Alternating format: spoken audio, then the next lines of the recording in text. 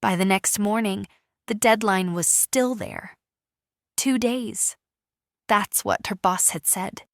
2 days to decide whether she wanted more visibility, more responsibility, more money, and the title that would make it official. She read the message again, then set her phone down as if the decision could rest there quietly beside her coffee. It was unlike her to wait. Normally, she responded quickly, efficiently, respectfully. Normally, she kept things moving. But the waiting didn't feel like avoidance. It felt like space. At work, she moved through meetings the way she always did. She listened, she summarized, she solved problems without taking credit for solving them. And still, she noticed something new, not in the room, in herself. She was speaking with less effort, smiling less to soften edges, explaining less to keep others comfortable. She wasn't being cold, she was being exact. That afternoon, a colleague caught up with her near the elevator. Nothing formal, just a familiar face. "You seem different lately, more clear, with purpose," the colleague said. Not dramatic, not prying, just an observation offered gently, as if it might be useful. She smiled, thanked her. She didn't add anything. On the drive home, she thought about that word. Clear. She wasn't sure she had ever been described that way before. At home, her husband mentioned the trip as if it were routine. A business trip.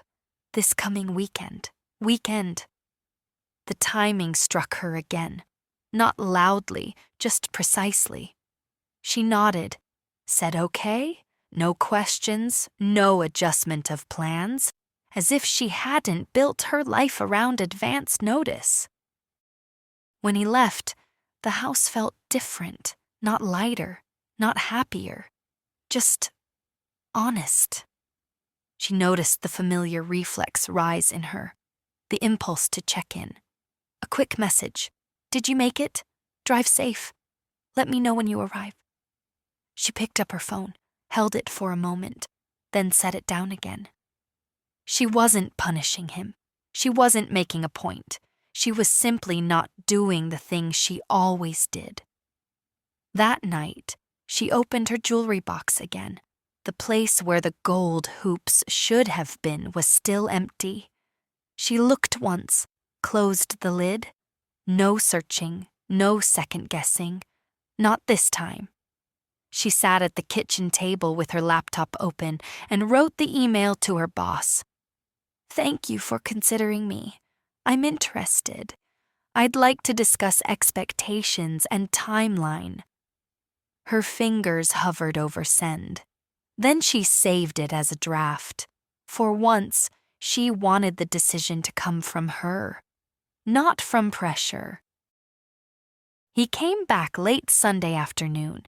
He moved through the house with practiced ease, as if nothing had shifted. He spoke about traffic, about meetings, about how exhausting the weekend had been. She listened. She nodded at the right places. She didn't fill the space between his sentences. Normally, she would have made it easier. She would have offered comfort without being asked. She would have smoothed his mood before it could become her problem. This time she didn't. He noticed, not immediately, not dramatically. But in the small pause after she answered him, he looked at her for a moment longer than usual, as if listening for something she wasn't giving. "Is something wrong?" The question was simple, but it carried weight because it wasn't about the trip. It was about her. And for the first time, she realized that her silence, the part she had always used to keep the peace, was now being noticed as absence.